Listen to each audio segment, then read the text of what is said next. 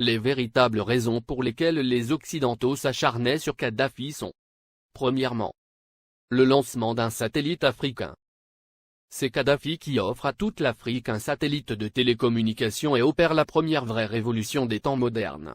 Ce satellite assure la couverture universelle du continent pour la téléphonie, la télévision, la radiodiffusion et de multiples autres applications telles que la télémédecine et l'enseignement à distance.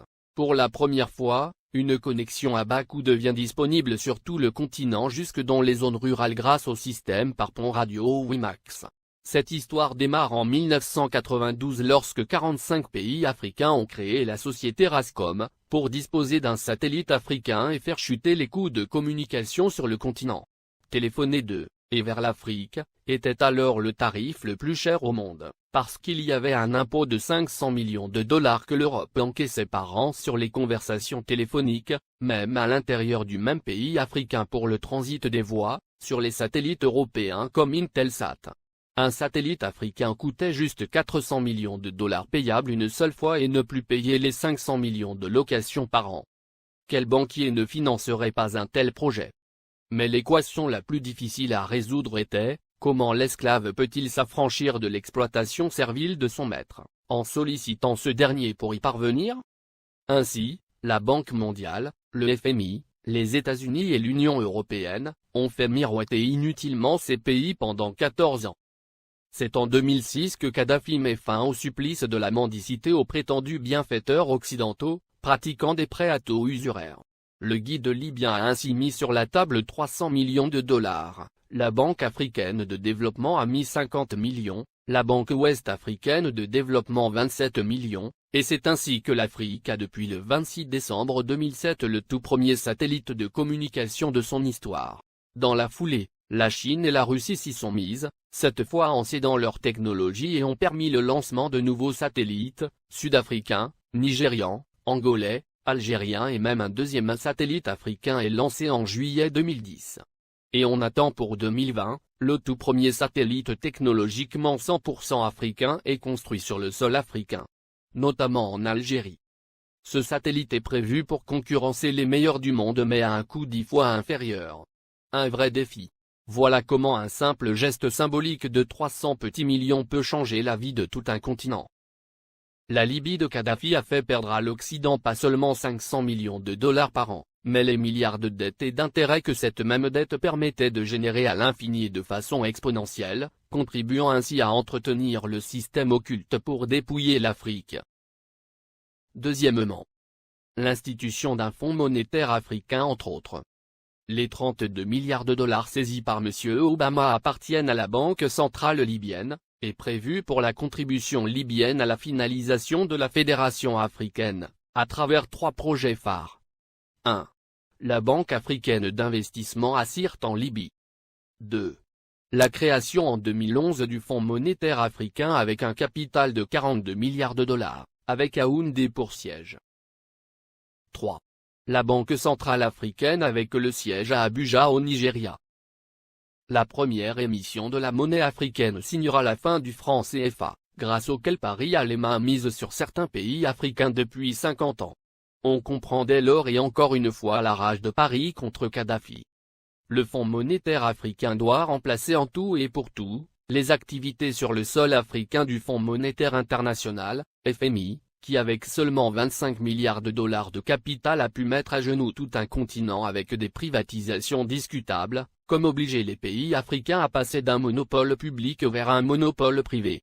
Ce sont les mêmes pays occidentaux qui ont frappé à la porte pour être aussi membres du Fonds monétaire africain, et c'est à l'unanimité que du 16 au 17 décembre 2010 à Yaoundé, que les Africains ont refusé cette convoitise, instituant que seuls les pays africains seront membres du Fonds monétaire africain. Il est donc évident qu'après la Libye, la coalition occidentale déclarera sa prochaine guerre à l'Algérie, car en plus de ressources énergétiques énormes, ce pays dispose d'une réserve monétaire de 150 milliards d'euros. Ce qui devient la convoitise de tous les pays qui bombardent la Libye et qui ont tous quelque chose en commun, ils sont tous financièrement quasiment en faillite. Les États-Unis à eux seuls ont 14 000 milliards de dollars de dette, la France, la Grande-Bretagne et l'Italie ont chacun environ 2 000 milliards d'euros de dette publique. alors que les 46 pays d'Afrique noire ont au total moins de 400 milliards de dollars de dette publique. Créer des fausses guerres en Afrique dans l'espoir de trouver de l'oxygène pour continuer leur apnée économique, qui ne fait que s'empirer ne fera que enfoncer les Occidentaux dans leur déclin qui a débuté en 1884 lors de la conférence de Berlin. Car comme l'avait prédit l'économiste américain, Adam Smith en 1865, dans son soutien à Abraham Lincoln pour l'abolition de l'esclavage, l'économie de tout pays qui pratique l'esclavage des Noirs, est en train d'amorcer une descente vers l'enfer qui sera rude le jour où les autres nations vont se réveiller. Pour empêcher Mouammar Kadhafi de concrétiser le rêve de millions d'Africains dès 2014, il fallait donc l'éliminer avant, ou perdre le contrôle total de l'Afrique. Voici toute la raison qui guida la France, les États-Unis, la Grande-Bretagne et leurs alliés dans leur campagne contre Kadhafi. Monnaie, Fonds monétaire africain, Banque centrale africaine, télécommunications, transport, États-Unis d'Afrique. Mouammar Kadhafi avait ingénieusement tout planifié, se fixant comme délai l'année 2014 pour la création de la Banque centrale, le Fonds monétaire et bien d'autres encore pour affranchir le continent noir, après un demi-siècle d'indépendance aux allures de paroles suivies d'aucun acte ou de gouverner sans régner. Après avoir émis l'idée en 2000, lors du sommet de l'Organisation de l'Unité africaine, il a obtenu la création de l'Union africaine quelques années plus tard, le guide libyen pousse le bouchon plus loin. Satellite africain et Afriquia, deux idées concrètes pour l'unité. Mouammar Kadhafi pousse ses pairs à acheter un satellite africain pour que l'Afrique ait son indépendance en matière de communication. Il préfinance cet achat avec plusieurs centaines de millions de dollars américains. Il s'est dépensé sans compter. Ainsi pour acheter le satellite africain, il a mis 300 millions de dollars sur la table, témoigne Moustapha Cissé, ancien ambassadeur du Sénégal en Libye, et ex-conseiller spécial de l'ex-président sénégalais Abdou Diouf, en charge du monde arabo-islamique. Le guide de la Jamaïria libyenne offrit ainsi Rascom CAF 1, le premier satellite de télécommunication entièrement dédié au continent africain et ses îles. Il a été mis en orbite le 20 décembre 2007. Cela a été le premier lancement de l'histoire pour tous les pays africains. Kadhafi lance également la compagnie de transport aérien, Afriquia Airways, qui assure la liaison entre les capitales africaines et régions du continent. La compagnie offrait 4 vols réguliers entre Tripoli et Dakar, Abidjan et Le Caire, et bien d'autres. Beaucoup de gens utilisaient la ligne Afriquia pour aller à Paris. Parce qu'on pouvait faire Dakar, Tripoli, Paris, et retour à 400 000 francs CFA, 615 €, ajoute le diplomate sénégalais. Alors Tripoli était devenue une plateforme de communication entre l'Afrique, le monde arabe et l'Europe. La monnaie et la Banque centrale africaine en 2014. Kadhafi avait proposé la mise en place d'une union monétaire africaine, UEMA. Il avait dégagé 30 milliards de dollars pour la création de l'UEMA qui devrait avoir Yaoundé au Cameroun pour siège. Il avait également prévu la création d'une Banque centrale africaine, BCA, qui devrait installer son quartier général à Abuja, la capitale fédérale du Nigeria. Il était question que cette banque africaine commence à émettre une monnaie africaine à partir de 2014. Ce qui ne plaît pas aux Occidentaux, parce que ça nous permettrait de nous passer du franc CFA, et des autres monnaies qui ne font que briser nos économies. Kadhafi avait une politique africaine très dynamique.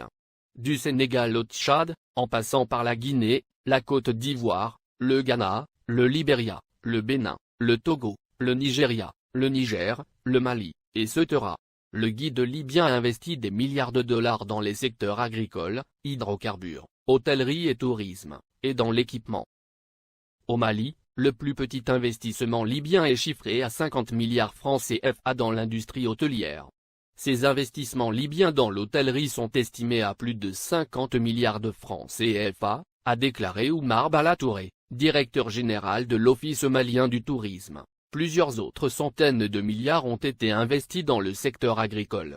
Pour les Maliens, Kadhafi est un homme qui s'est engagé pour la cause africaine. Le Conseil national de transition, CNT, est considéré au Mali comme un organe rebelle soutenu par la communauté internationale. Dès le début de la révolte à Benghazi, et l'entrée de l'aviation étrangère, des associations musulmanes et des partis politiques avaient organisé à Bamako des manifestations de soutien à Kadhafi, dénonçant une invasion occidentale. Le guide libyen a, par ailleurs, dégagé plusieurs milliards de dollars pour la création de banques sahélo-sahariennes au Sénégal, Mali, Niger, Mauritanie, Tchad, et Ceuta, et le rachat de plusieurs compagnies occidentales en Afrique pour réduire leur emprise sur les économies du continent. C'est par exemple le cas de Mobil Oil, du groupe américain, ExxonMobil, qui est devenu Oil Libya dans la majeure partie de la sous-région ouest africaine. La Guinée-Conakry doit sa toute première chaîne de télévision à Mouammar Kadhafi. Il le lui a offert au nom du peuple libyen comme présent au peuple frère de la Guinée en 1979. Il a également équipé l'armée guinéenne, de l'armement lourd aux uniformes des soldats pendant plusieurs décennies. Sans compter un appui financier gigantesque. La vie des Libyens de l'ère Kadhafi. 1. La Libye était le dernier pays sur la liste des pays endettés, la dette était à 3,3% du PIB, en France, elle était à 85%, aux USA à 88,9%, au Japon à 225,8%. 2. L'électricité à usage domestique était gratuite. 3. L'eau à usage domestique était gratuite. 4. Le prix d'un litre d'essence était de 0,08 €. 5.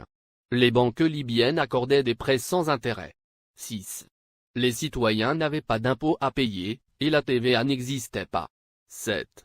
Chaque famille libyenne, sur présentation du livret de famille, recevait une aide de 300 € par mois. 8. Pour chaque étudiant voulant faire ses études à l'étranger, le gouvernement de Kadhafi attribuait une bourse de 1627 € par mois. L'ONU, la France et les USA ont bombardé la Libye pour défendre leurs intérêts, objectif principal, détruire la création des États-Unis d'Afrique.